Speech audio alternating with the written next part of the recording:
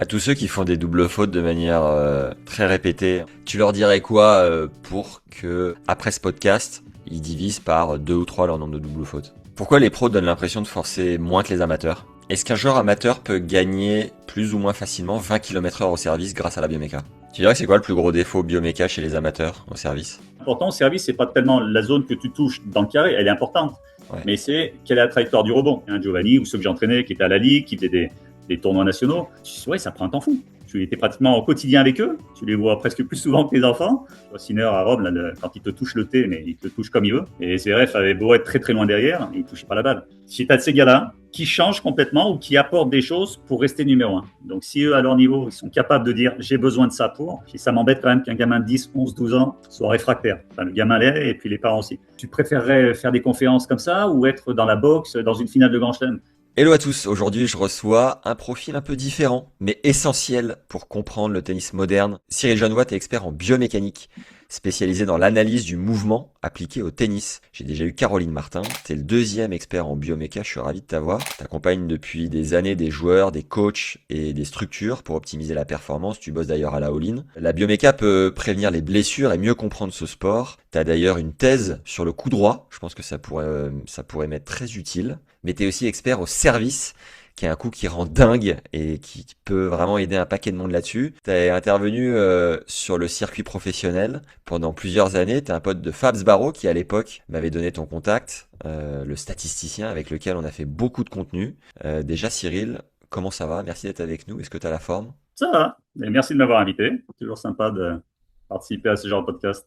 Trop bien. Depuis quelques années, j'ai repris l'entraînement de manière un peu intense en ayant fait autant de contenu tennis. J'avais un peu lâché, je m'étais mis au paddle, mais je me suis dit, bon, là, il est temps de reprendre le chemin des cours. Et je joue avec des secondes séries. Je vois à quel point le service peut être problématique, même à bon niveau, quand il y a une graine un peu plantée dans la tête. Est-ce que déjà, pour démarrer un peu pied au plancher, tu aurais un secret, une antidote pour arrêter de faire des doubles fautes et mieux maîtriser ce coup si compliqué?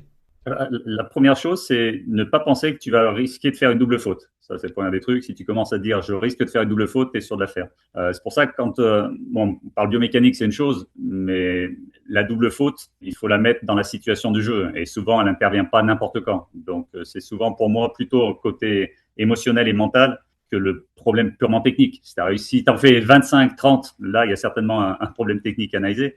Mais Ouais. quand tu fais des doubles fautes au moment où il ne faut pas, la technique, tu as réussi à en faire plein, et d'un seul coup, au moment où il ne faudrait pas la faire, tu l'as fait. Il y a souvent une appréhension de ce moment-là. Donc, je ne peux pas t'aider sur l'aspect mental, c'est encore autre chose. On pourra toujours dire, bah oui, techniquement, peut-être que tu vas mettre un peu plus d'effet, donc peut-être que tu vas prendre plus de marge au-dessus du filet. Donc, on peut donner des indications sur je reste grand au lieu de me rabougrir, des petites choses comme ça. Mais pour moi, la double faute, elle est vraiment souvent, c'est une erreur ou d'intention, ou à un moment donné, bah, tu stresses sur ce moment qui est important. Tu dirais que c'est quoi la proportion du nombre de joueurs qui viennent te voir pour le service? Est-ce que tu confirmes que c'est vraiment un des coups les plus durs, quoi? Alors, à la fois, il est dur parce qu'il y a une certaine coordination, mais il est aussi simple parce qu'il dépend que de toi. Si tu le réussis, c'est grâce à toi. Si tu échoues, c'est à cause de toi. Il y a toutes les composantes du service, les composantes, tu peux les maîtriser. Donc, c'est aussi pour ça qu'il est simple et qui mérite d'être travaillé. Sauf que je pense qu'on ne le travaille pas assez. C'est toujours, si tu regardes les séances de club, la place du service, c'est en fin de séance, quand le coach regarde sa montre, on dit mince, il me reste plus que 5 minutes, prenez des balles et servez. Ouais. Donc, je pense qu'il y a de ça aussi. C'est comment j'envisage le service dans l'apprentissage du tennis et comment son importance doit être mise en avant dans une séance. Est-ce qu'on sert à la fin de séance ou est-ce qu'on sert dès le début quand on est frais? Donc, il y a plein de problématiques qui sont sur le service. Après, pour moi, le service, oui, on vient voir quand à un moment donné, vraiment, ça cloche, c'est toujours bien d'avoir un œil extérieur qui peut aller peut-être diagnostiquer assez rapidement sur peut-être le point qui fait que tout le reste se met en place.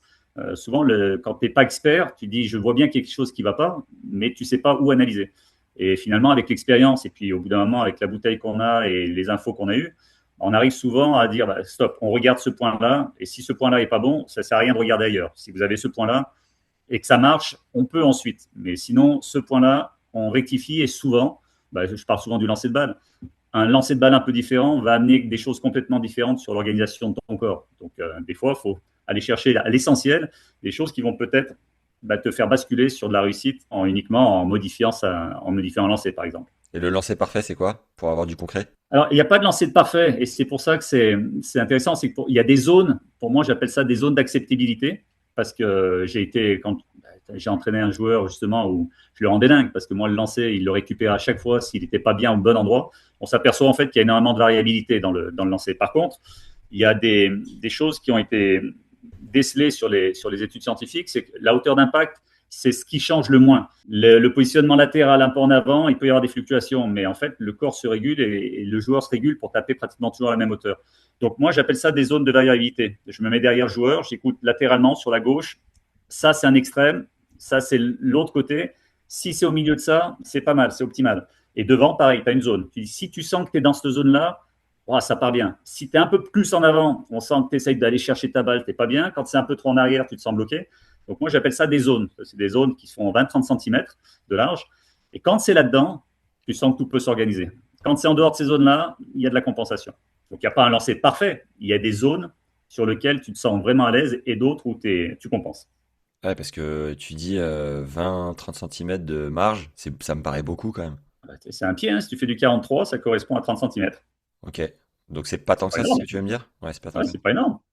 Ok. Entre la largeur d'un pied, tu vois, si tu as le must, c'est au milieu de ça, bah, tu peux te permettre 10 cm avant, 10 cm après. Hmm. Et ça se régule là-haut. Encore une fois, c'est quelque chose où les meilleurs régulent. Alors pourquoi je veux dire ça? C'est que tu joues à l'intérieur, il n'y a pas un pet devant, rien. Bah, souvent, ton lancer, il est assez stable. Tu vas à l'extérieur, il y a du soleil, il y a du vent, tu ne peux pas avoir cette même stabilité. Hmm. Donc il faut bien qu'à un moment donné, le corps s'organise pour pouvoir avoir quand même de la stabilité dans ce qu'il fait. Rapide break pour vos tournois, entraînements et collations quotidiennes. Je vous recommande les yeux fermés NutriPure, qui est une marque d'alimentation sportive saine, utilisée par plein de sportifs comme Valentin Vachereau, Arthur Salafa chez les jeunes, mais aussi dans l'athlé, le hand, la boxe et j'en passe. On vous a négocié 10% de réduction sur votre première commande en créant un compte sur nutripure.fr avec le code TennisLégende en majuscule. Pour les matchs, j'ai toujours 2 gourdes, une avec des électrolytes NutriPure pour compenser les pertes dues à la transpiration, notamment sodium, et une gourde d'eau classique. Une banane, je reste assez tradi de ce côté-là, mais j'ai aussi leur gel à dispo si je sens que j'ai besoin d'un coup de fouet, et leur barre longue distance aux fruits qui sont hyper bonnes au passage. Je suis sûr de ne pas avoir de baisse de régime pendant tout le match. À côté de ça, je fais une cure de compléments alimentaires, des multivitamines le matin pour couvrir les besoins quotidiens en vitamines et minéraux, des oméga 3 le midi pour soutenir le cerveau, la vision et le cœur, et du magnésium le soir, 1 heure avant d'aller dormir pour mieux récupérer et avoir un sommeil de qualité. Je m'envoie aussi des pancakes de qualité avec leur farine de patates douces, cuisine avec leur ghee, c'est du beurre clarifié bio, et j'adore leur barre protéinée au goûter ou celle au collagène. Les 10% qui vous sont offerts sont cumulés dans un compte récompense que vous pourrez utiliser à tout moment, le lien est en description et en commentaire épinglé, foncez. Et tu disais qu'il fallait avoir un regard extérieur, mais on n'a pas tous la chance d'avoir un mec expert en bioméca à portée de main. Qu'est-ce qui t'excite, toi, dans le fait d'analyser de manière si pointue le service, le coup droit, on va dire la science humaine dans le tennis? Bah, c'est le, Je sais pas comment on le dit, mais c'est le côté diagnostic. Après, moi, j'ai une personnalité un peu, je suis hyper exigeant, je suis dans le détail, donc c'est ce qui a fait à la fois ma force et puis certainement aussi mon caractère un peu chiant avec des élèves. C'est ce plaisir de dire, voilà, c'est comme les anciens mécanos avec les voitures où il n'y avait pas toute l'électronique, se dire, il y a une panne. Mais ce plaisir d'aller chercher la panne, de la trouver vite, alors que maintenant, c'est plus, bah, tu mets de l'électronique, tu cherches plus. Moi, c'est ce côté. Voilà, je vois quelque chose, me dire, bah tiens, je suis sûr que ça, je dois pouvoir régler. Alors, changer peut-être pas, mais arriver au moins à donner des billes aux gars pour qu'ils puissent partir serein et savoir qu'il peut s'améliorer. Donc moi, c'est ce côté-là, c'est ce côté diagnostic, et puis surtout, une fois qu'il y a le diagnostic, se dire, voilà, qu'est-ce qu'on peut mettre en œuvre pour. et c'est quoi la différence entre un coach qui est quand même bon techniquement et un mec comme toi qui est expert sur la bioméca? À quel moment il y a une passion commune mais différente quand même? Je ne sais pas si on peut dire qu'on est différent. En fait, c'est la formation que tu as eue en tant qu'enseignant qui a vachement évolué sur les 30 ans. Je pense que moi, j'ai passé le BE1, c'était en 87, ça remonte, BE2 89. Il y avait une démarche qui était hyper techniciste à l'époque. Je dis bien techniciste, c'est-à-dire que on était sur du style plutôt que de la fonction, mais tous les enseignants, ils avaient des éducatifs en tête pour corriger. On est passé sur ensuite une formation BE, on est plus sur l'animation de séance. Ça a ses avantages, ses inconvénients. C'était une demande du marché, mais tu as de moins en moins de techniciens. Un DE, parce qu'on appelle ça maintenant un DE qui sort, il n'est absolument pas technicien. Ok. Et on te dit, bah oui, mais c'est au DES qu'on va commencer un peu à rentrer là-dedans avec la bioméca. C'est aberrant.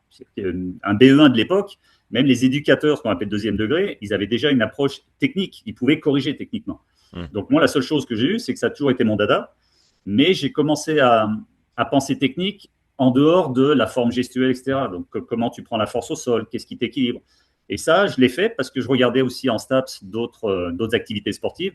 Et j'étais toujours sidéré quand je voyais de la gymnastique, tous ces trucs où tu as de l'équilibre, des rotations, les lancers.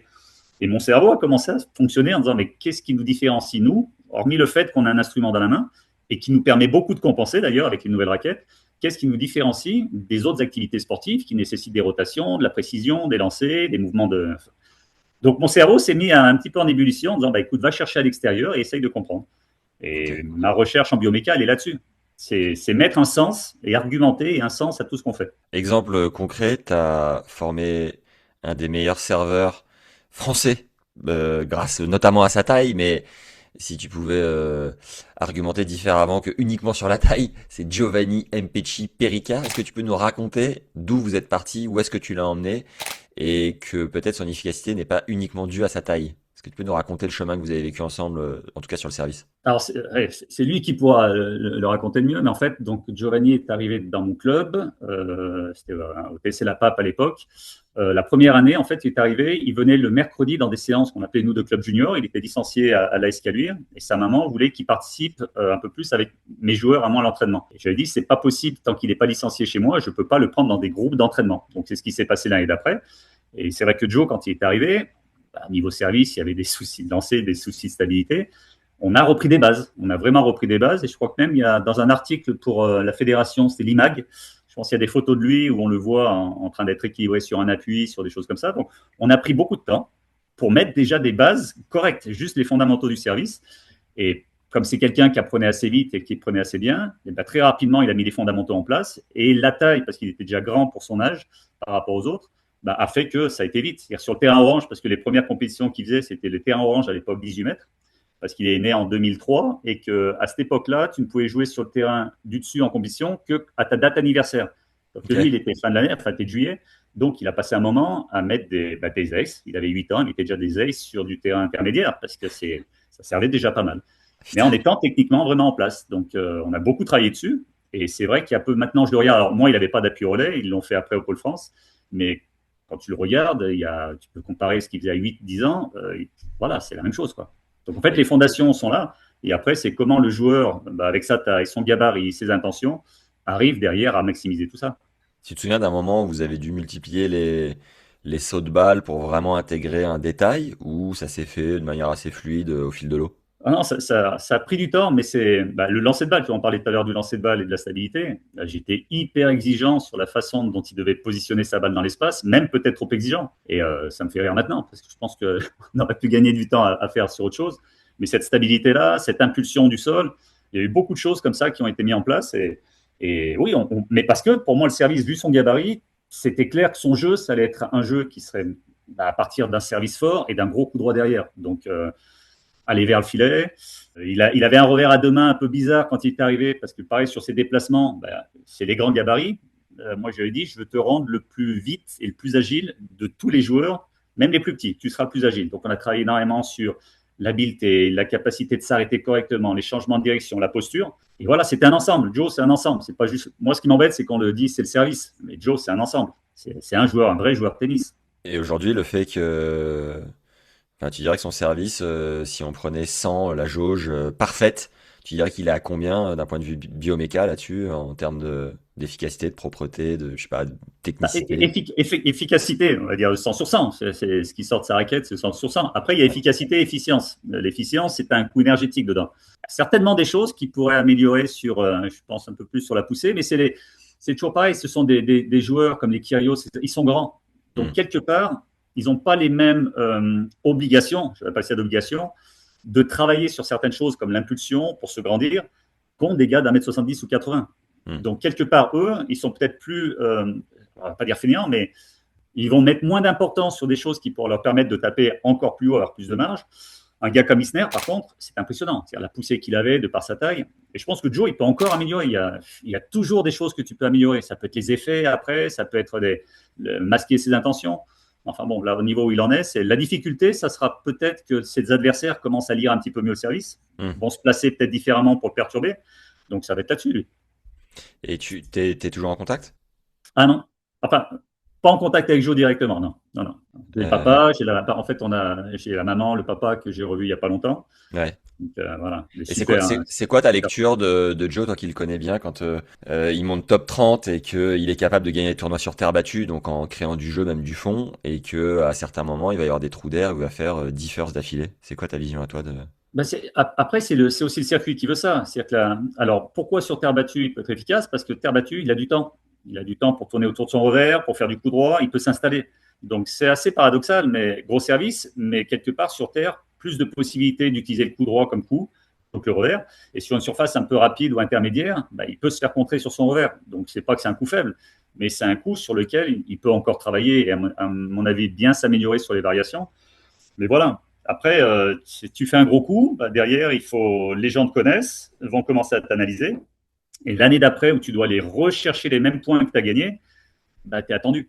Hmm. Donc, c'est toujours pareil. La deuxième année est toujours plus compliquée que la première année. Quand tu émerges, c'est facile. La deuxième année où tu défends tous tes points, c'est plus compliqué. Donc ses adversaires lisent un peu mieux les zones au service, tu penses? Bah, certainement, vu les stats qu'il y a à l'heure actuelle sur le haut niveau, je pense que la première année, personne ne le connaît. Donc, il est monstrueux sur le service. Et puis, bah, YouTube, tout le monde en parle, c'est le GOAT. Et puis, d'un seul coup, bah, les entraîneurs en face vont se dire, attends, où est-ce qu'il sert régulièrement sur les zones de pression? Est-ce que si on se met un petit peu plus loin, qu'on se décale, on ne va pas l'obliger à aller sur cette zone? Il y a certainement tu es obligé de mettre des stratégies en place sur un gros serveur comme ça. Quel serait ton meilleur conseil d'un point de vue biomécanique pour le service? Un, c'est On vous a mis le meilleur conseil sur le service en lien dans la description et en commentaire épinglé. C'est un moyen de soutenir le podcast et de progresser en même temps. Vous allez découvrir l'erreur à absolument éviter quand tu travailles ce coup, quoi travailler en priorité quand tu veux améliorer ton service, et enfin comment bien utiliser tes jambes en première et seconde balle sans tout dérégler. C'est cadeau, c'est offert, c'est pour nous, et ciao les doubles fautes. Sur 100 mecs, les 100 mecs du top 100, combien tu dirais optimisent au max leur service d'un point de vue bioméca et quel pourcentage peut aller chercher, tu vois, des trucs assez importants, plus de 20% de mieux, admettons. Alors, combien, ça, je ne sais pas. Par contre, ce qui m'intéresse, c'est que maintenant, avec les réseaux sociaux, on est abreuvé de vidéos de gens à l'entraînement. Et il n'y a pas longtemps, tu as une vidéo de Iga Swiatek qui bosse avec une petite marque sur son côté pour que le pied arrière ne passe pas sur le côté. Donc, quand tu sais pourquoi c'est fait, tu dis, bah tiens, le coach a certainement reçu l'information de l'importance du positionnement du pied droit quand tu es sur un appui relais, ne pas le faire passer sur le côté, mais bien le laisser derrière. Donc, elle avait une petite marque au sol bah, qui l'incitait à ne pas mettre ce pied-là. Donc, il y a plein de vidéos comme ça. Donc, tu sais d'où ça vient, tu sais pourquoi c'est fait, et tu te dis, ben voilà, si une joueuse de ce niveau-là le fait, c'est qu'il y a certainement les coachs ont commencé à avoir un petit peu en tête toutes les informations issues du domaine scientifique et commencent à le mettre en place. Alors combien sur 100, je ne sais pas, mais un chiffre, enfin un truc qui est intéressant, par exemple, quand je commençais à intervenir il y a plus de 10 ans sur justement le service et que je parlais de ce positionnement du pied arrière, un des intervenants qui était CTR m'a dit, Cyril, mais sur le circuit, il y en a plein. Ouais, il y en a plein, l'ancienne génération. Maintenant, je te mets au défi d'aller sur le circuit junior et surtout dans les 5 prochaines années, je pense que ce défaut-là, il sera complètement parti parce qu'avec l'ITF, le nombre de conférences qu'on a fait d'informations, ça sera rare quand même d'avoir encore un coach chez les juniors qui fasse cette erreur-là. Bah, tu regardes sur le circuit, cette erreur-là, elle est pratiquement éradiquée. J'ai pas compris l'erreur, c'est quoi? Ton pied arrière, quand tu fais un relais d'appui et que tu ramènes ton pied, Ouais, c'est de placer le pied arrière sur le côté. ok, Donc, qui ouvre les hanches, en fait, avec des ouais, hanches qui sont de face trop rapidement. Là, le ouais. pied arrière, il doit vraiment rester derrière l'autre et se charger pour pouvoir pousser à la verticale. T'as des Là, tu exemples de verras qu'il y a joueurs plus. qui le font, qu'on visualise bien? Bah, les joueurs de l'époque, ils le faisaient tous. C'est Ok, les headbags, les rafters, ils allaient tous chercher là. Maintenant, tu verras sur tous les relais d'appui, un Isner, il met même son pied encore un petit peu plus latéralement derrière le pied gauche, donc il y a encore plus en avant. Le but, Terminado, c'est Isner. vraiment que Terminado. le but, c'est que en fait, il faut que ta ligne des hanches Ouais. reste très orientée au moment où tu décolles. Donc, à partir du moment où tu vas mettre le pied droit sur le côté, bah, tu vas commencer déjà à dévisser avant même ton impulsion. Donc, tu reviens de face trop rapidement.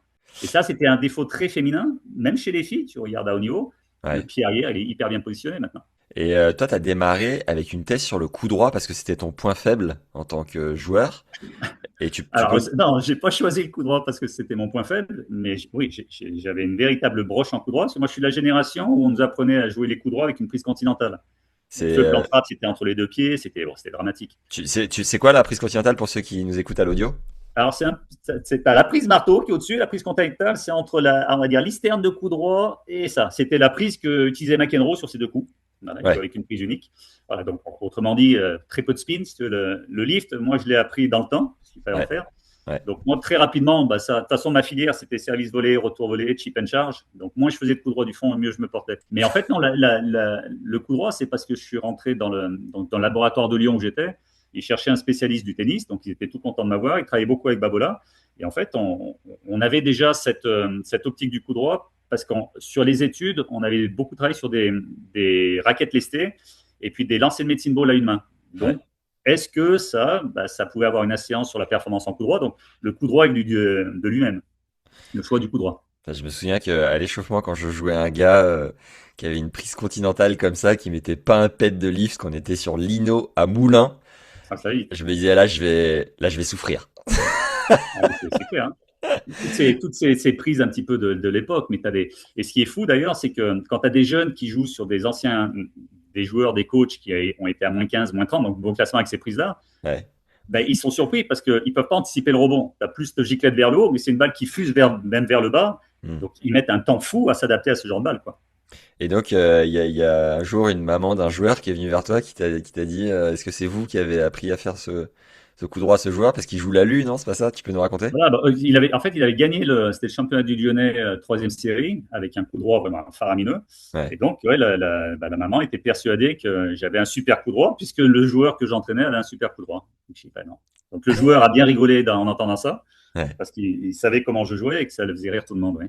Et toi, t'as intégré de la prépa physique dans toutes tes séances tennis. Est-ce que tu peux nous expliquer comment t'es venu là-dessus? Alors, de par mon parcours STAPS, donc j'ai toujours été attiré par ce côté. En fait, le mouvement, on va dire, on met souvent, on sépare la technique du physique. Mais en fait, Ouais. quand tu vas frapper un coup droit, que tu sais un service, tu mets en place des composantes physiques pour exécuter ton mouvement. Pour moi, ça fait partie intégrante. Et dans le système tennistique, j'intervenais sur la Ligue du Lyonnais, on avait des séances pour le tennis et une séance séparée pour le physique. Et moi, on m'a demandé d'intervenir comme préparateur physique, puisque je venais de STAPS. Ouais. Et les parents qui ne me connaissaient pas de l'extérieur pensaient que j'étais prépa physique, alors que j'avais déjà le BE2 à l'époque, mais j'étais dans mon club isolé, je travaillais avec mes joueurs. Donc le monde de la Ligue pensait que j'étais que préparateur physique. D'ailleurs, à l'époque, Thierry Assion, qui est le responsable de la All-in, je l'ai fait courir à Paris en tant que préparateur physique. Il m'a connu comme préparateur physique et pas comme coach de tennis. Et donc, à ce moment-là, toutes mes séances commençaient, les échauffements, déjà chez moi, commençaient par un travail éducatif, ce qu'on appelle maintenant les gammes athlétiques. Et là-dessus, j'ai une bonne anecdote, c'est que les échauffements à la Ligue se faisaient toujours pareil, tu tournais en rond, et ça me gavait. Et moi, j'avais vu des entraînements de sport co, notamment de hand, parce que Ouais. mon ex-femme était entraîneur en hand, et tu dis, tiens, dans le gymnase, ils vont dans un sens avec des montées de genoux, ils reviennent en trottinant, hop. Et je dis, mais c'est pas con, c'est un gain de temps, c'est de place. Et donc, moi, sur la Ligue, j'avais donné, on appelait ça les diagonales. C'est tu te déplaces avec une gamme athlétique, donc des montées de genoux dans une diagonale, tu reviens dans le couloir en récupérant. Tu repars sur l'autre, faire pareil. Tu refais une autre. Et en fait, j'avais 6-7 exos, dont des fentes en bas, des sauts, des multibons. Ouais. Et en fait, ça faisait ce qu'on appelait l'échauffement. Et il s'est trouvé que quand les joueurs jeunes allaient en tournoi avec la Ligue, ils étaient autonomes, ils le faisaient tout seuls. Et Donc tu ça fais. a fait boule de neige. Ouais. Et là, récemment, la All-in, j'ai une initiatrice. Je dis, écoute, tu vas m'aider dans la séance, c'est toi qui vas faire la séance. Elle fait l'échauffement et je la vois demander de faire justement des diagonales. Je dis, c'est super ça. Je dis, qui t'a appris ça? Elle me dit, c'est mon coach. Et le coach, donc c'est un gars que je connais. Je dis, Ascar, tu te souviens d'où ça vient? Il me dit, oui, j'avais le document, on m'a donné ça à la Ligue. Je dis, il y a 35 ans, je l'ai juste créé. Et ça fait Énorme. plaisir parce que tu dis que finalement, ça a été pris, repris, Ouais. avec des variantes différentes. Mais voilà, c'était mon optique, c'est de dire qu'est-ce qui se fait ailleurs et qu'est-ce qu'on peut utiliser dans le tennis. Donc, ça a toujours été le physique en premier et comment le physique peut améliorer ma performance sur le court, tout le temps. Et comment se fait qu'aujourd'hui, tu es entraîneur à la All-in et t'es pas consultant en bioméca ça suffirait pas? Il y aurait pas assez de demandes? Ou c'est quoi le parti pris? Ah non, non, c'est un choix complètement différent. Je l'ai été pendant plus de 10 ans. C'est-à-dire quand j'ai arrêté de travailler en club, j'ai eu ma thèse en 2013, j'ai dû travailler encore avec Giovanni encore pendant un an, et puis 2 autres joueuses. J'ai stoppé après, je crois que c'est en 2015, j'ai fait le choix de stopper complètement l'activité tennis en club Ok. pour me lancer donc avec l'ITF. Ils m'ont demandé d'intervenir sur beaucoup de pays, notamment l'Est européen, sur des séminaires en bioméca, formation de coach. Et là, à ce moment-là, en parallèle, je faisais du consulting. C'est quand j'allais dans des pays où finalement les coachs nationaux m'appréciaient, ils m'appelaient après pour éventuellement du consulting sur des joueurs, donc par le biais de vidéos. Ouais. Mais pendant 10 ans, j'ai fait beaucoup de ça. C'est-à-dire, j'ai fait formation des coachs à l'étranger, consulting de joueurs. Et en 2024, quand je suis passé par la All-in parce que j'avais un élève à moi, l'enfant d'un copain que je suis régulièrement qui était, bah, j'y suis allé. Et puis, c'est avéré qu'ils avaient besoin d'un coach. Donc, comme l'équipe en place, je la connaissais très bien parce qu'il y a des anciens collègues de ma génération, Lesquels? d'autres très jeunes que j'ai eu comme stagiaire à la fac, Ouais. donc j'étais le tuteur, et d'autres que j'ai eu en formation. Et c'est une équipe de rêve. Donc, quand ils m'ont proposé ça, je me suis dit, bah, écoute, c'est le moment, c'est un autre projet. Mais c'était le moment de me restabiliser un petit peu, de rester un petit peu plus chez moi, parce que pendant 10 ans, j'ai beaucoup voyagé, et de repartir sur un projet concret où tu es sur le terrain, de nouveau, tu reprends un travail de coach, tu mets les mains dans le cambouis, mais Ouais. tu apportes en plus pour le groupe, des coachs et les joueurs, ben, ton expertise un petit peu sur l'aspect bioméca. T'as été combien, toi, Cyril? Ah, moi, j'étais 4-6 au maximum. Et t'as jamais rêvé d'être pro? Absolument pas. Mais moi, mon parcours est très spécial, hein. En fait, j'ai découvert le tennis relativement tard, parce que j'étais d'abord nageur, rugbyman. Et en fait, j'ai redécouvert le tennis par l'enseignant du club de Bron, qui habitait juste au-dessus de chez nous. Et moi, je faisais de la paume contre le mur avec mon frangin. Donc, mon Ouais. frangin y est allé tout de suite. Il était plus jeune que moi, mais il a commencé le tennis. J'ai suivi derrière. Mais j'étais un branquignol, c'est-à-dire que je faisais beaucoup de choses. Mais je suis arrivé, je devais être 15-4 en terminale. Ouais. Sauf que pour passer le concours de l'UFRAPS à l'époque, c'était un concours. À 15-4, tu rentrais pas. Donc, j'ai eu une année où, en fait, il a fallu que je me mette vraiment à travailler. J'ai fait 15-4, 15-1. Après, je fais 15-1, 4-6. Mais j'avais vraiment, c'était service volé. C'était Stéphane Edberg, tu vois, Rafter, Edberg, chip and charge.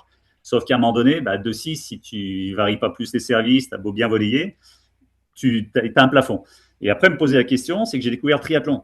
En 90, je suis 4-6, je découvre le triathlon et Ouais. là, je tombe amoureux du triathlon. Donc, le tennis, je faisais les matchs par équipe, mais après, pendant 10 ans, ça a été triathlon à fond. Ah, donc tu devais être le pire des traquenards, quoi. Bah, ouais, parce que tu sais, tu descends au classement, donc au bout d'un moment, tu dis, bon, les gars en face, mais après, c'était pas, et c'est quand tu fais du triathlon, tu n'es plus aussi explosif que Ouais. pour faire le service volé. Donc, tu jouais Ouais. différemment, mais oui, non, je me faisais plaisir encore sur le terrain de tennis, quoi. Putain, Mais, mais mais mon mindset avait changé. J'étais enseignant, j'étais plus joueur, quoi. ouais, ouais. Et non classé 15-1, 15-1, 4-6. Ah non, j'ai fait non classé 32, Ok. 32, 30, 30, 15, 4, il me semble. Voilà, après, je fais 15, 4, 15, 1. Après, ça 15, 15, 15, 1 et 15, 1, 4, 6 après. C'est la ligne Et, licence. et quand tu jouais au jeu de paume, à la paume sur le mur, là, c'était quoi? C'est comme dans le Pays Basque? En fait, non, bah, tu as une balle de tennis, tu as un mur, et puis tu tapes à tour de rôle dedans. Donc, on avait un gant en cuir avec mon frangin, et puis on jouait même dans la cour de récréation en primaire, on avait un mur, Ouais. et bah, dans les récréations, on jouait dessus. Donc, tu tapes à tour de rôle, tu tapes dans la balle, quoi. Ah, c'est mythique, ça. Ah bah, Incroyable. en fait, Le c'est tennis une du pauvre. coordination main, œil, pied, donc c'est la base. Ah, très bon, très intéressant. Et donc, bon, spatio-temporel, on revient à tes années circuit. Et tu rencontres sur le circuit junior des joueurs qui sont actuellement pro, comme Gontier Auclin, là, qui vient d'enquiller 15 victoires d'affilée. Là, j'ai vu en Afrique, quand même sympa. À l'époque, il était vainqueur à Delhi en battant Terence. Tu avais rencontré Mathis Serrar aussi. Est-ce que tu peux nous raconter toutes ces rencontres? T'as eu des anecdotes avec eux? C'était quoi l'idée? En fait, la première tournée junior ITF que j'avais fait, c'était avec donc deux joueuses que j'entraînais et on était parti sur la tournée au Kenya, où en fait, tu as 3 semaines là-bas, à Nairobi. Et bah, là-bas, je rencontre Fabrice Barrault, qui était avec une fille, c'était une Serbe, Ouais. et Yannick Dumas, donc, qui lui était avec Olivier Royer, et Yannick Dumas, qui est coach aussi Valentin Royer, de Valentin Royer, ouais, qui est coach d'Asie. Attends, Yannick de Dougaz, ouais, Aziz Dougaz, ouais. Aziz Dougaz, ouais, Ouais, qui bosse avec Edge. ouais, Donc, ils ouais, se c'est ça. retrouvent. Finalement, Fabrice et Yannick fonctionnent avec Edge maintenant. Ouais. Mais à l'époque, ouais, bah, le souvenir, c'est de Fabrice qui vient me voir et qui dit, écoute, moi, je suis dans les stats. Il m'expliquait avec son tableur Excel ce qu'il faisait. Donc, bah, moi, c'est toujours pareil, hein, je suis un peu chercheur dans l'âme. Donc, il me posait plein de questions, je lui posais plein de questions. Et puis voilà. Et je me souviens de sa question. Il me dit, mais attends, toi, ton rêve, tu fais de la formation, mais tu préférerais faire des conférences comme ça ou être dans la boxe, dans une finale de Grand Chelem? Je dis, c'est deux mondes d'écart. Je dis, moi, la formation, j'adore parce que c'est le partage avec des coachs et puis Ouais. tu touches plus de monde qu'un seul joueur. Mais lui, il était déjà sur la perf, sur le haut niveau et voilà, avec des rêves. Et moi, je suis super content qu'il ait pu finaliser ça parce que c'est un gars qui était passionné. Donc, on s'est retrouvés deux passionnés dans des secteurs différents. Mais voilà. Et puis là-bas, au Kenya, on a vécu des aventures sympas. On est allé faire un safari avec une conduite un peu spéciale où on s'est retrouvé avec un bus en face où le chauffeur nous a mis sur le bas-côté pour pouvoir doubler. Donc, on était tous pétrifiés dans le bus, lui rigolait. Donc, ouais, avec lui, j'ai des bons souvenirs. Ouais. C'est bon ça. D'ailleurs, Fabrice qui a réussi son rêve en gagnant l'US Open, on va dire de manière indirecte, parce qu'il indirect. bossait, il bossait ouais, avec Gilles Servara, qui était à ce moment-là coach de Danil. Comme quoi, hein, Ah aucune ouais, puis là, montagne. il fonctionne bien avec Edge. Il fait ce qu'il a toujours rêvé de faire. Donc, pour moi, des Ouais, gars qui ont réussi à ça, c'est voilà, c'est l'aboutissement, quoi. ouais, solide le Fab. Et le Ouais. Fab, à l'époque, au tout début du podcast, c'était avant que il explose un peu sur le circuit, qu'on fasse vraiment appel. À un moment, je crois qu'il avait 12 top 100, enfin, il avait du monde. Il m'avait envoyé un message en me disant Hello Max, on le fait quand cet épisode? Est-ce qu'il avait besoin d'un petit coup de visibilité, quoi? Et c'est marrant comme peu de temps après, il a vraiment explosé, quoi. Je me souviens, j'avais préparé mon podcast avec Paul-Henri Mathieu. Je devais enregistrer avec lui. Polo avait eu un imprévu, on avait décalé la date. Et j'avais dit à Fab, bon bah là, il y a une fenêtre, si tu veux. Elle est pour toi. T'as bien fait de me relancer. Et en fait, après, on a fait des formations sur la stat, on a fait plein de trucs ensemble. On a rendu accessible, en fait, son fichier au grand public. Et c'était cool, c'était le début d'une belle aventure. On a fait plein de hors-série sur les finales de Grand Chelem où il me les expliquait, il me les analysait et tout. C'était hyper cool. Ouais, non, mais c'est là, il est à fond là-dedans. Donc, c'est vrai que on a passé des soirées à l'hôtel à discuter ensemble, au bord des cours. Mais voilà, on s'est retrouvés. Alors, pareil, moi, je l'ai retrouvé après. Je suis parti après avec deux joueuses marocaines sur le circuit junior, sur les grands chelems. On se retrouvait là-dessus. Donc, on avait pu discuter sur des choses sympas. Mais Ouais, non, voilà, c'est des belles rencontres. Puis l'autre, après, oui, j'avais trois juniors marocains où on était partis sur la tournée en Inde. ouais, Et donc, en Inde, c'est là où je rencontre Terence Atman, donc, ouais. puisqu'il était de la même année que mes Marocains. Et c'était Jeff Tsakala qui était son coach à l'époque. Et pareil, avec des tournées, voilà, Terence est malade parce que je pense qu'il prend un milkshake pas terrible comme mon joueur. Donc, Jeff, je me souviens, il vient me voir, il me dit, écoute, je vais être honnête avec toi, il risque de pas finir le match, il a vomi toute la nuit, il est pas bien. Oh. Donc, j'ai dit, écoute, tu as été honnête avec moi, j'en parle pas à mon joueur. Puis finalement, Terence arrive à gagner. Je crois que ça doit être tie-break du deuxième set. Et là, je dis à mon joueur à la fin, je dis, tu vois, tu aurais pu gagner le deuxième. Je pense qu'il abandonnait, donc il était fou. Ah, Mais wow. ça a commencé comme ça sur la première, parce qu'en fait, l'Inde, tu arrivais à Delhi. Premier tournoi, c'était à Chandigarh, donc c'est 700 bandes de Delhi. Après, tu revenais sur Delhi et après, c'était Calcutta. Donc en fait, on avait les mêmes personnes qui se retrouvaient en permanence. Ouais. On vivait le truc ensemble, quoi. Et le dernier tournoi, j'ai mon Marocain qui fait la finale, donc je suis obligé. Les deux autres prennent l'avion, je reste avec lui une nuit, et puis on reste avec Terence Atman à l'hôtel avec Jeff. Donc, ouais, c'est un souvenir très spécial, ouais. Et c'était Gauthier qui gagnait à cette époque-là? C'était Ouais. Gauthier a gagné. En fait, les Belges avaient tout raflé. Il y en avait deux autres, j'arrive pas à me souvenir les noms, mais ils gagnaient en double, ils gagnaient en simple. Donc, et ils avaient un coach qui est super, mais il voulait pas prendre nous tout de suite. On avait pris les petits tuk-tuk pour aller de l'hôtel. Il voulait pas pour pas prendre de risques. Finalement, les joueurs ont dit allez, coach, on y va. Donc, ils avaient réussi à le faire.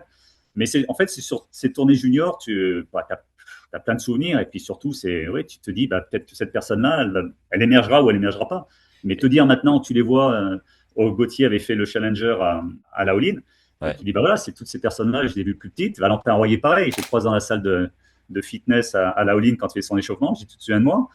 Il me regarde, il me dit, ouais, si tu me dis quelque chose. Je dis, t'étais avec Yannick Dumas. Il me dit, il t'avait passé une brasse parce qu'il avait gagné. En fait, il avait gagné la demi-finale, mais en se comportant pas terrible. Yannick lui avait mis une chasse devant tout le monde. Il s'en Hein. souvenait encore. Donc, ouais, très exigeant, Yannick. Et tous ces trucs-là, donc les revoir maintenant, tu te dis, ouais, t'as bien joué, les gars. Terence, il a un geste de service un peu atypique, ou comme Kyrgios, je crois qu'il tape la balle quand elle est encore en train de monter. Ouais, Est-ce ça, que d'un, c'est. est-ce que d'un point de vue bioméca, il optimise bien, tu trouves, ou t'en penses quoi?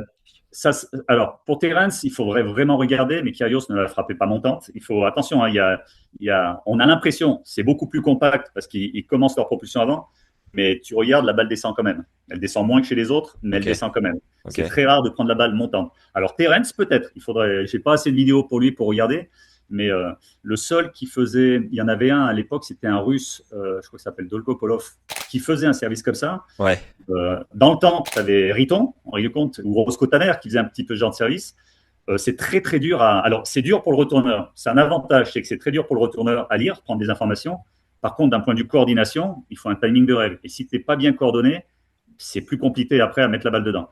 Donc, c'est pour ça qu'il n'y en a pas des masses. Mais tu te retrouves avec en ce moment un service un peu hybride. Casper Ruud le fait aussi, où voilà, ils essayent de s'organiser pour que la balle ne descende pas trop et être un petit peu dans ce timing-là. Mais c'est rarement, et c'est même jamais quand la balle est en train de monter. Mais à vérifier pour Terence. tu dirais que c'est qui les top 3 des mecs et des filles qui optimisent le mieux d'un point de vue bioméca leur service sur le circuit? Là, quand tu vois un peu les modifications, un Sinner est pas mal en ce moment. Ouais, Donc je pense que de toute façon, tous ceux qui sont là-haut, Tu vois, Alcaraz fait des modifications. Donc tu sens qu'ils sont à la recherche de plein de trucs différents. Ça paraît être des détails, mais souvent, c'est pas un détail. Ça peut, ou ça t'amène plus de régularité, plus de pourcentage de première, des fois plus de vitesse pour certains, mais souvent, c'est plutôt pourcentage de réussite avec des zones qui sont vraiment touchées. Tu vois, Sinner à Rome, là, quand il te touche le T, mais il te le touche comme il veut. Et Zverev avait beau être très très loin derrière, il ne touchait pas la balle. Donc là, tu as quand même des Djokovic qui avaient énormément travaillé sur le service aussi. Si on disait de Djoko, on ne dit pas c'est son point fort, mais il était quand même assez impressionnant, quoi. Et quand Alcaraz fait la modif là sur son coude qui Mm. relève un peu plus comme Novak, c'est quoi ta lecture à toi? Pour Alcaraz, il me semble que c'est pour éviter le stop. Il avait un mouvement qui était très stoppé, ce qu'on appelle en position armée, où il stoppait et il repartait, et c'était d'amener certainement un peu plus de continuité dedans. Sinner l'a fait aussi. Yannick Sinner avait en fait une préparation en ce qu'on appelle la position armée. Avant, c'était la raquette pointée vers le haut. Et tu t'aperçois que de plus en plus, maintenant, dans cette position-là, la raquette pointe pas vers le haut, mais elle est encore un petit peu en phase descendante et elle prend du retard par rapport au reste. Et ça, ça te permet, quand c'est bien, parce qu'il faut le timer après, hein, ça te permet en fait d'accélérer encore plus le chemin de raquette dans le dos et donc d'étirer encore plus l'épaule. Donc quand tu peux avoir cette continuité-là, c'est un peu comme un javelot, quand tu es au dernier moment où tu vas étirer, tu étires les muscles de la rotation interne et paf, ça repart plus vite. Donc je pense que lui, c'était cette fluidité-là, c'est trouver un petit peu plus de relâchement et de continuité dans sa gestuelle. Et le fait que ces mecs soient capables de faire des modifications techniques à maturité, parce qu'ils ont 20 ans et plus et pas grand-chose à prouver, t'en penses quoi? Moi, je le prends comme référence pour des parents qui, quand tu as un gamin qui commence à gagner 11-12 ans avec des lacunes techniques, mais qui veut surtout pas changer parce qu'on sait jamais, tu dis voilà, as le numéro un mondial. À l'époque, c'était Federer qui vient prendre la balle plutôt au retour. Si tu as ces gars-là qui changent complètement ou qui apportent des choses pour rester numéro un. Donc, si eux, à leur niveau, ils sont capables de dire j'ai besoin de ça pour, ça m'embête quand même qu'un gamin de 10, 11, 12 ans soit réfractaire. Enfin, le gamin l'est et puis les parents aussi. Donc voilà, c'est l'évolution du jeu. C'est que tu dois, à ce niveau-là, t'apportes le petit. C'est la Formule 1. Donc à un moment donné, quand tu as la Formule 1 de l'autre côté qui est meilleure que toi, tu vas chercher à trouver ce qui permet d'être au moins équilibré et puis de la piloter différemment. Mais il faut à chaque fois trouver quelle solution. Et le contre-exemple, ça me fait penser à Daniel qui à un moment donné a essayé de se forcer à rentrer dedans au retour, à prendre plus tôt, et qui a pas réussi, et qui est retourné 14 mètres derrière. À ce moment-là, t'en penses quoi? Après, c'est les limites. C'est aussi les limites en croyance. Il y a l'aspect bioméca, il y a l'aspect technique, il y a l'aspect tactique, et puis il y a l'aspect confiance en soi et les croyances. Si à un moment donné, toi, dans ta croyance, tu es persuadé que retourner 4 mètres derrière, c'est le seul moyen d'exister et que c'est ta force, et que tout ce que tu feras différemment n'est pas bon, même si on te le prouve par A plus B, c'est très compliqué. Donc, après, tu as des joueurs un peu particuliers. Là, le cas de Medvedev, je pense qu'il est dans sa tête, il a ses schémas et je pense qu'il ne faut pas. Hein. Et Gilles devait être très très fort pour l'amener finalement à changer certaines choses. Si j'ai bien compris la situation du coach. Et j'ai lu beaucoup de trucs aussi sur le coup droit de Richard Gasquet, qui a vachement évolué. Quand on le voit battre Roger à Monte-Carlo au tout début de sa carrière, c'est plus du tout le même qu'en fin de carrière. C'est quoi, toi, ta vision d'expert là-dessus? Alors, ça, je ne peux pas dire sur Richard parce que j'étais pas encore dans l'observation fine à ces moments-là. Mais ce qui est sûr, c'est que quand on compare les coups droits modernes, alors ma thèse était dessus, mais quand tu compares les coups droits modernes, je vais dire modernes, ce qui se fait maintenant, et puis ceux de l'époque, des Borg, etc., il y a des similitudes sur certaines choses. Mais le jeu, c'est tellement accéléré que tu vois des préparations qui sont bien plus raccourcies. De par le rythme, il faut s'adapter. Plus raccourci, beaucoup plus de spin pour tenir la balle dans le cours. Donc il y a eu des modifications sur le rôle du corps. On a eu plus d'appuis ouverts. Mais ça, encore une fois, les appuis ouverts, c'est ce qui me gêne dans l'enseignement, c'est que un débutant, vu l'allure à laquelle viennent les balles, il pourrait toujours se placer correctement avec des appuis en ligne qui sont plus favorables pour la stabilité, pour faire tourner. Mais les gars, ils vont faire des appuis ouverts parce que c'est des appuis, ce que j'appelle de fainéants. Donc, par contre, au niveau, tu es obligé de les avoir tant le jeu va vite.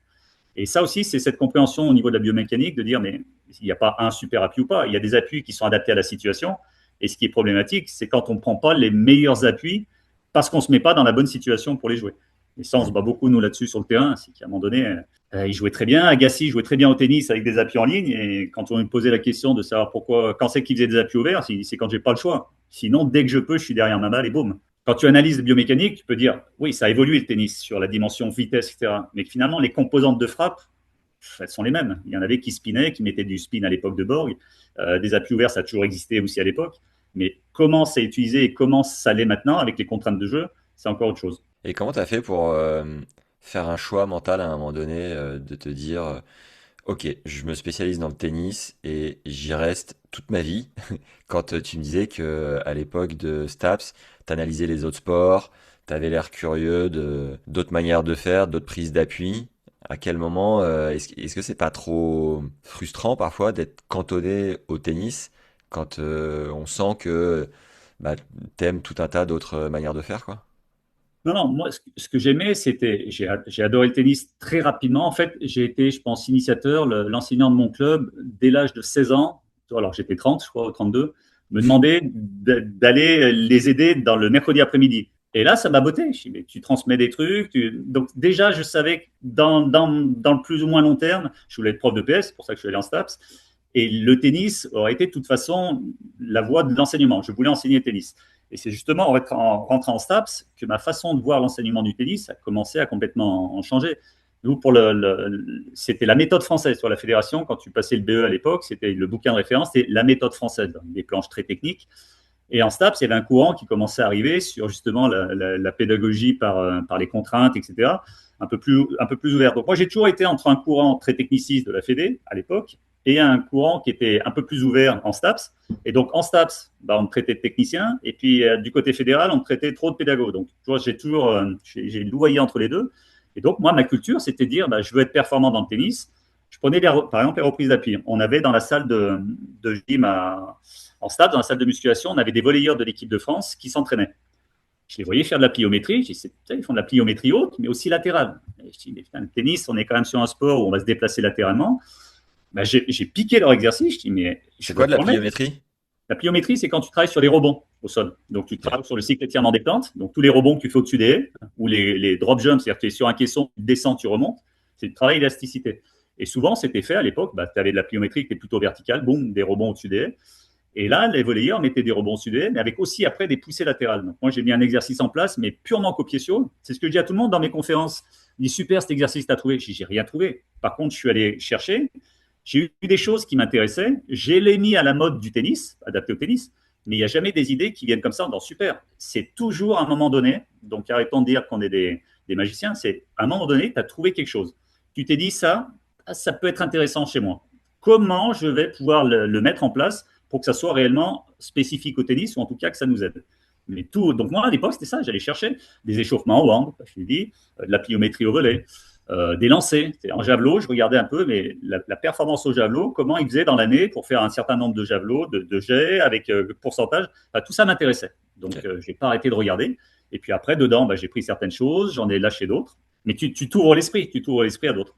Mais le tennis, c'était toujours ma priorité. Je savais que c'était dans le tennis que je voulais travailler. C'est le tennis ta femme. Voilà. Voilà. Et le volet. Il m'a pris beaucoup, beaucoup de temps. Ce que je dis avec mes enfants, je pense que j'ai passé plus de temps avec certains joueurs et joueuses qu'avec mes propres enfants. Ouais. Donc, quand tu fais, tu sais, quand tu tournes la page, tu dis, bon, bah, c'était un choix de passion, mais ça prend, hein, ça prend du Ah, temps. la vie de circuit, elle est infernale. Non, Infernale. c'était même, avant la vie de circuit, c'était même la vie de club. C'est la vie de club, tu vas voir les gamins en tournoi, tu as les championnats par équipe. En fait, tout le temps libre, tu passes la plupart du temps à rester avec tes joueurs, quoi. Hmm. Même au niveau des clubs. Alors, quand je parle du niveau comme Giovanni, hein, Giovanni ou ceux que j'entraînais qui étaient à la Ligue, qui faisaient des tournois nationaux, ouais, ça prend un temps fou. Tu étais pratiquement au quotidien avec eux, tu les vois presque plus souvent que tes enfants. Donc, c'est des belles histoires, hein, mais voilà, qui prennent du temps. Et en fait, réseaux sociaux, c'est que je faisais un stage avec les DES en Ile-de-France Ouais. et je montrais un exercice en disant, je vais vous demander de voir ce qui va surtout pas dans cet exercice. Tu vois, déjà bien dit, ce qui va surtout pas. Et en Ouais. fait, le principe, c'était de la terre battue. J'engageais, et le fameux travail au panier où les gars font pas attention, ils frappent la balle. Le joueur a à peine tapé, t'envoies une deuxième balle. Donc, ce qui est ridicule, tant que t'attends pas la balle qui te. Donc, je fais ça. Et le gars va se déplacer, frappe son coup droit. J'envoie la deuxième de l'autre côté. Bah, il y va. Et puis, j'envoie la troisième de façon ridicule, puisqu'il peut pas y aller. Mais ce con, il essaye d'y aller. Et il se vautre. Mais il se vautre. Tout le monde rigole. Je dis, ça va, ouais, t'inquiète pas. Et puis, le soir, donc, le CTA me ramène. Il me dit, t'es sympa la chute, là. Je dis, quoi, quelle chute? Il me dit, bah, c'est sur les réseaux sociaux. Et en fait, tu ne voyais que le gars. Et ça a été marqué super, la biomécanique, super. Donc, en fait, le truc complètement fou, quoi. Donc, et depuis, dès que je suis en conférence, qu'on me dit est-ce que je peux filmer, je dis moi, ça ne me dérange pas, sauf que j'aimerais avant que vous montriez ce que vous mettez. Parce que pris hors contexte, ça peut devenir du n'importe quoi. Donc, ouais, et moi, là, on m'a pris, on a bah, super, le gars est censé apprendre la biomécanique, il fait tomber les joueurs. Enfin, c'était. Je crois que je parlais à mon coach de l'épisode qu'on allait tourner ensemble et il me disait, ah, c'est marrant, je regarde sur son Insta de temps en temps à Cyril, ce qu'il poste. Et quand tu analyses le service de certains joueurs à la all-in, tu mets des oriflammes plutôt que des cibles, plus, pour avoir, on a l'impression, pour avoir des trajectoires plutôt que de toucher vraiment un plot. Est-ce que tu peux nous Exactement. expliquer pourquoi tu fais ça? Parce que je me suis aperçu qu'en fait, travailler sur la visualisation de ta trajectoire, mais surtout de ce qui est plus important au service, c'est pas tellement la zone que tu touches dans le carré, elle est importante, Ouais. mais c'est quelle est la trajectoire du rebond. C'est-à-dire que si la balle tombe par exemple sur le T, mais parce que tu as mis un effet slicé, elle revient sur le joueur, tu n'as pas du tout la même qualité. Donc moi, ce que j'aime bien, c'est mettre les sorties. C'est où est-ce que je veux que ma balle passe par rapport à la ligne de fond de cours, donc par rapport à une position du retourneur. Est-ce qu'elle sort à 1,50 m du retourneur ou est-ce qu'elle vient dans sa zone? Donc, on travaille beaucoup là-dessus. Je travaille aussi sur les zones au-dessus du filet, parce qu'il y a souvent une mauvaise compréhension. Je veux viser sur le T, alors je suis à droite. On pense qu'il faut que la balle passe du côté en fait de la diagonale pour aller dans le carré. Non, elle va passer sur l'autre. Donc, en mettant les endroits très précis où je veux que la balle passe au-dessus du filet, alors je les déplace en fonction des joueurs et de leur position de base, ça leur donne réellement un endroit où je sais où ça doit passer au-dessus du filet. Et en fonction de ce que je fais, je vois la trajectoire de ma balle après où elle sort. Et puis je corrige, c'est mon feedback pour me dire, je corrige sur tel élément de la frappe. Mais ça marche très bien ça. Et là où je suis content, c'est de voir de plus en plus sur Instagram, je vois des vidéos de gens, alors je sais qu'ils ont fait mon parcours de formation en ligne, donc c'est sympa, où je revois les petites lattes posées au sol pour la réception du pied, certaines choses. Donc je dis, au moins tu as servi à quelque chose. Je me souviens de Camilla Giorgi quand j'ai fait un an à Mouratoglou quand j'avais 12 ans. Et elle s'entraînait au service avec des haies, des petites haies au sol, enfin des haies quand même à peut-être 40 centimètres du sol, pour s'entraîner à la pousser. Tu recommandes ce genre de truc? Alors, c'est toujours pareil, et je ne sais pas comment elle faisait. Est-ce qu'elle servait? Oui, donc, elle servait, et quand elle servait, elle était capable de passer au-dessus de la haie et aller de l'autre côté. Ah ouais, le but c'était qu'elle fasse un giga saut et de bosser, ce que tu me disais peut-être comme Isner tout à l'heure, le fait d'aller chercher hyper haut et de décoller le Alors, plus je vais possible. dire tout de suite, en tant que coach, insécurité. Tu sais, le service, tu envoies ta balle en l'air, tu sais plus ce qui se passe au sol. Ah Donc, si ouais, tu sais bien que tu te prends. Donc, déjà, moi, ça c'est impossible. Des obstacles comme ça, passer au-dessus, non. J'ai vu ouais, aussi d'autres trucs, parce que j'ai des coachs à l'étranger qui m'envoient en plus à chaque fois, qui me transfèrent des vidéos qui voient. Alors, est-ce que c'est intéressant? J'ai dit, écoute, normalement, si je t'ai bien formé, tu dois me dire que c'est ridicule. Il me dit, ouais, mais je voulais quand même avoir ton avis. Ou tu as des trucs en pliométrie, des gars sautent sans la balle, en fait, à faire des gestes à blanc. Toutes des choses qui n'existent pas. C'est-à-dire, quand tu connais ce que c'est que la coordination, le service est coordonné par une balle. C'est-à-dire, le moment où tu vas pousser le sol, le moment où tu t'organises est toujours fait par rapport au lancer. Donc, si tu fais déjà des gestes à blanc, tu fais plein de trucs, autant faire de la gymnastique à côté, tu ne prends pas ta raquette. Tu travailles sur l'aspect pliométrie, la force de pousser. Mais quand tu commences à faire un service, il faut faire attention à tout ça. Donc non, moi, j'ai pas de haie, par exemple, passer au-dessus. Par contre, j'ai un endroit où ils doivent atterrir dans le terrain. Donc, en fonction de ça, ils savent s'ils sont propulsés correctement ou pas. Et puis après, il y a des hauteurs d'impact. Donc ça, on peut jouer avec des fils. Souvent, je mets moi des élastiques à l'intérieur du terrain pour qu'ils sentent qu'ils montent et puis que la balle va partir de leur raquette et aller au-dessus de cette zone-là. Donc, hmm. je préfère mettre des repères visuels que des choses au sol ou des choses artificielles qui sont pas terribles. Tu me disais un peu plus tôt dans notre échange que les raquettes d'aujourd'hui permettent de compenser. Ça voulait dire quoi? Je ne sais pas si toi, tu as appris à jouer avec des raquettes en bois. Moi, je joue avec une raquette en bois. Donc, raquette en bois, si tu envoies la balle et que tu fais qu'un mouvement de poignet, elle te tombe 3 mètres devant toi. Ouais. Là, tu prends une raquette normale, tu fais juste un coup de poignet, elle part de l'autre côté. Le gros avantage, c'est que ça a permis tu as des gens de 80 ans qui ne bougent pas du sol et qui font un tout petit mouvement de poussée. La balle, elle part de l'autre côté, ils échangent. C'était impossible avec des raquettes en bois. Le Hmm. problème, c'est que sur des enfants, cette capacité à pouvoir faire repartir une balle en mettant pas en place les appuis au sol, les rotations correctes, fait que ils pensent qu'ils jouent bien au tennis. La balle revient. Mais biomécaniquement parlant, il y a des lacunes que tu vas traîner pour après. Donc, c'est le côté positif. C'est comme les patinettes en ski. Ça a permis à des adultes de se mettre au ski avec des sensations d'eux. Mais voilà, nous, le tennis, ça a permis à plein de personnes de très vite démarrer le tennis, sentir qu'ils peuvent être dans l'échange. Mais l'opposé, c'est que si tu es coach et que tu fais pas attention, des gamins un peu coordonnés, très vite vont utiliser la raquette comme outil principal et pas utiliser le corps correctement. J'ai une petite liste de questions là en lien à la bioméca avec des réponses peut-être un poil plus courtes. Pourquoi est-ce que certains joueurs servent à 220 sans avoir un gros physique? Est-ce que tu arriverais à dire? Déjà, il y a ce qu'on appelle la coordination. Alors, tout le timing et la coordination, ce qu'on appelle la technique. Un gars qui est capable de tout coordonner, d'arriver avec une vitesse de raquette maximale impact, il est déjà favorisé. Après, tout ce qui est les notions d'explosivité du sol, tu peux être petit et d'avoir une très bonne explosivité au sol qui te permet donc de monter, de mettre de l'énergie. Et puis, tu as une épaule.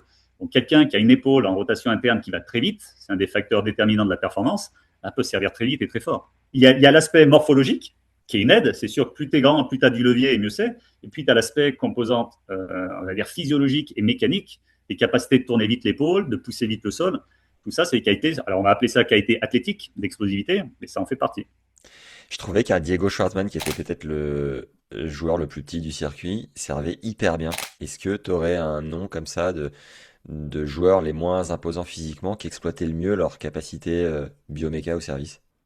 Non, Joker, parce que je suis pas assez j'étais pas assez suiveur du circuit international sur ces aspects-là, en tout cas pour dire. Mais moi, ce que j'aime bien, c'est dire, voilà, on parle des grands, mais tu as un Federer qui est 1m85, je pense. Ouais. 1m80, 85, tu as des très bons serveurs aussi là-dessus. La taille, qu'on le veuille ou non, c'est pour le service, c'est un atout quand tu l'utilises bien, par les leviers, par plein de choses. Tu as ta langue, tu as les leviers.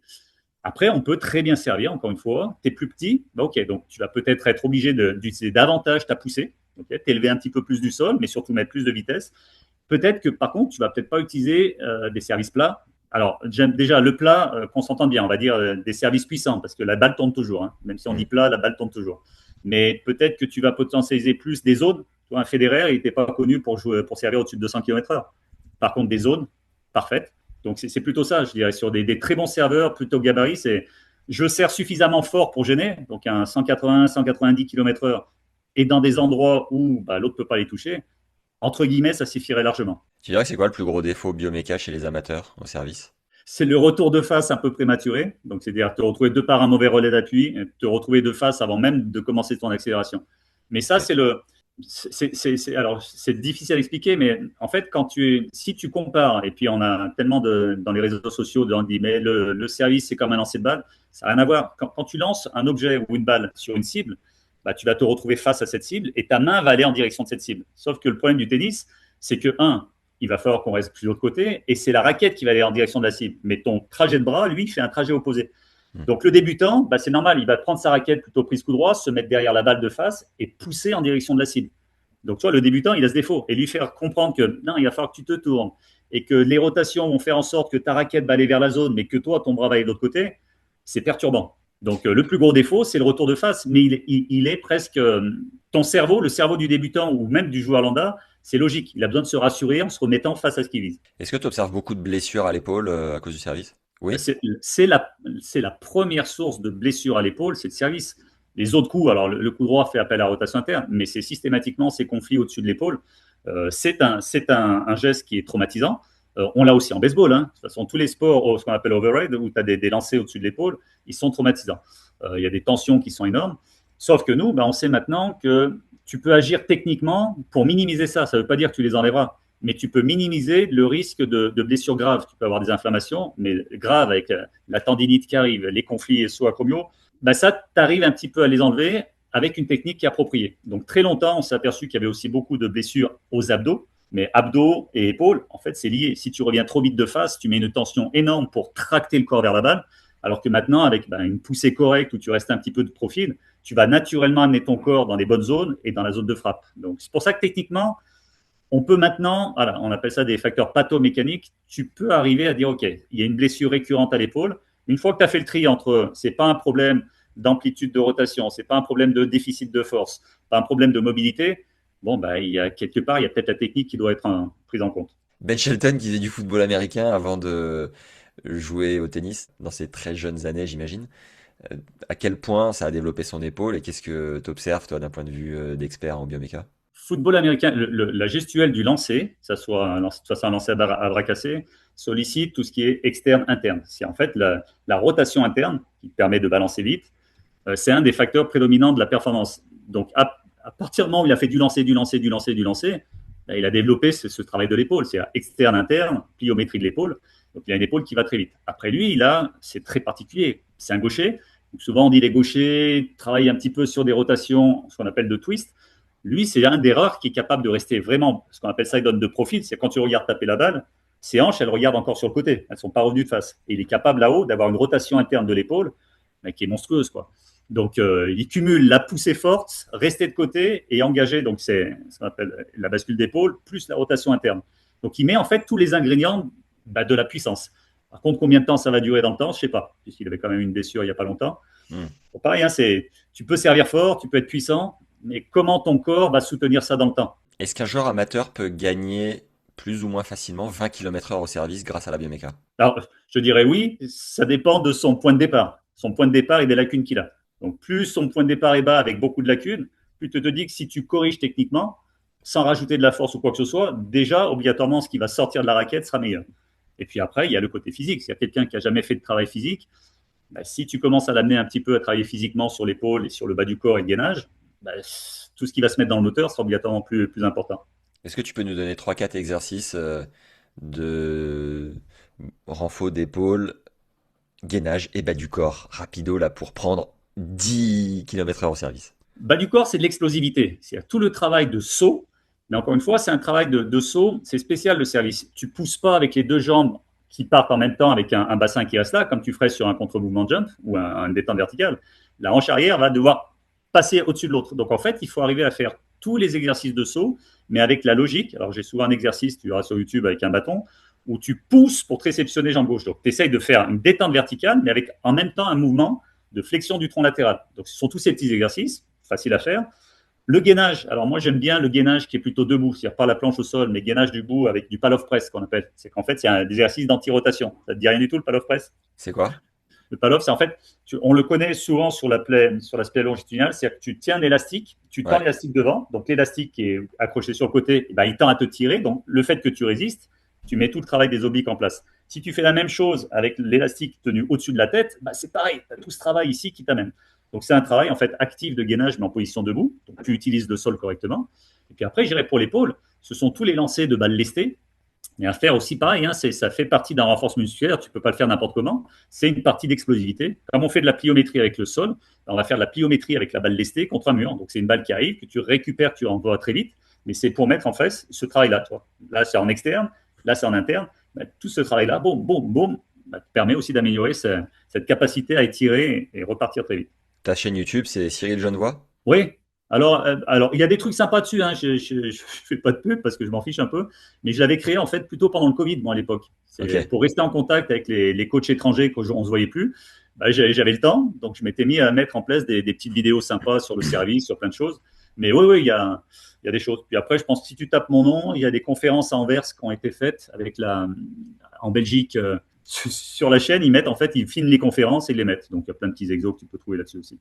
À tous ceux qui font des doubles fautes de manière très répétée en match, bon, il y a la dimension mentale dont tu parlais, mais si tu devais leur dire, ok les gars, étape numéro un, vous allez sur ma chaîne YouTube, vous regardez telle vidéo. Étape numéro 2, vous faites 60 services par semaine. Étape numéro 3, j'en sais rien.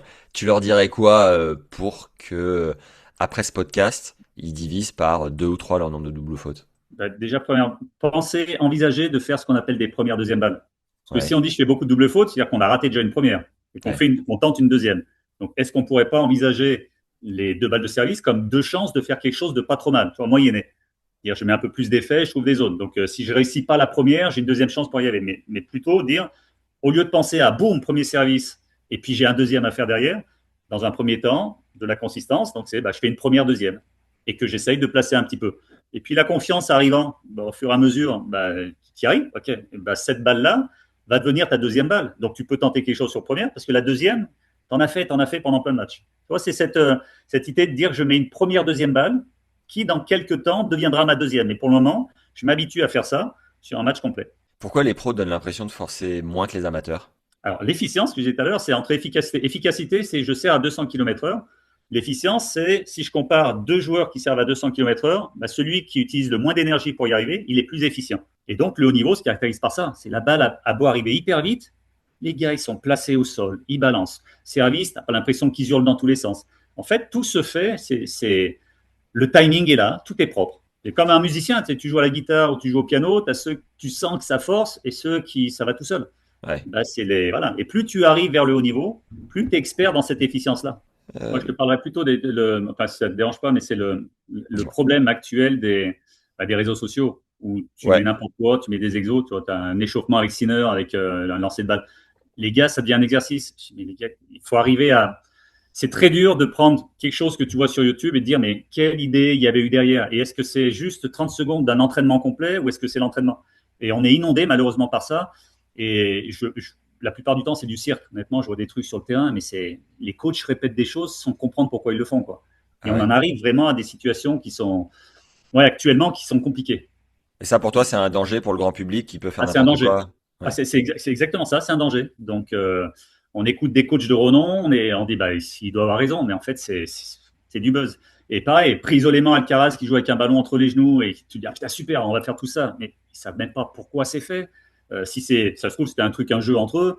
Est-ce que c'est de la dissociation? Mais en fait, il y a des fantasmes là-dedans et tu les retrouves le lendemain. Le lendemain, tu dis, bah tiens, donc je vois des fois des enseignants, je dis, bah tiens, lui, il a regardé Instagram parce que j'ai vu telle personne faire ça sur Insta. Donc, Ouais. c'est juste du copier-coller, mais sans savoir ce qui se passe derrière, quoi. On a vraiment on est une génération en fait de jeunes qui arrivent sur le coaching, mais qui sont incapables d'argumenter pourquoi ils vont faire ça. Est-ce que tu dirais que le relâchement, c'est le secret ultime du tennis? Ah bah oui, ça en fait partie. Et qu'est-ce qu'on appelle relâchement? Moi, souvent, je fais la différence. Je dis, attention, être relâché, ça ne veut pas être mou. Un Ouais. relâchement, c'est un état de tension que tu maîtrises. Donc, que tu maîtrises. Mais souvent, je voyais des joueurs dire, il faut relâcher. Mais les gars, ils sont mous. C'est pas mou, être relâché. Et ça, c'est pas évident à comprendre. Est-ce que tu À dirais quel que le... moment dans une phase, quand est-ce que ton corps doit être suffisamment, allez, en smooth, relâché pour emmagasiner de l'énergie facile pour ensuite arriver à accélérer? C'est ça la difficulté du tennis. Et Ouais. quand tu te stresses un peu, bah, tu sens que tu as une tension qui se fait sur le grip, qui se fait sur l'abdos. C'est ça la difficulté. C'est quand est-ce que je dois être capable d'être relâché pour partir très vite après dans la tension. Donc changer d'une tension faible à une tension importante, ça c'est au niveau. Et dernière question, est-ce que le tennis est devenu un sport de biomécanique avant d'être un sport de talent? Alors ça, tu poses la question du talent. C'est quoi le talent? C'est Richard. Qu'est-ce que le talent? C'est Richard le talent. Non. Le talent, c'est ceux qui sont capables de reproduire et de travailler de façon importante pour que leur potentiel puisse émerger et rester. Mais souvent, le talent, dit, ah, il joue facile, il a du talent. Ça ne veut rien dire, le talent. Surtout qu'on voit un gamin, on dit, il a du talent. Mais ça se trouve, ça fait 5 ans qu'il joue par rapport à l'autre qui commence depuis 3 mois. Donc, attention à ces. Moi, le talent, c'est la capacité. Le vrai talent, c'est celui qui s'entraîne, quoi. Federer, oui, ça paraissait facile. Le somme de travail qu'il y avait derrière, ça, on ne le voit pas sur les réseaux sociaux.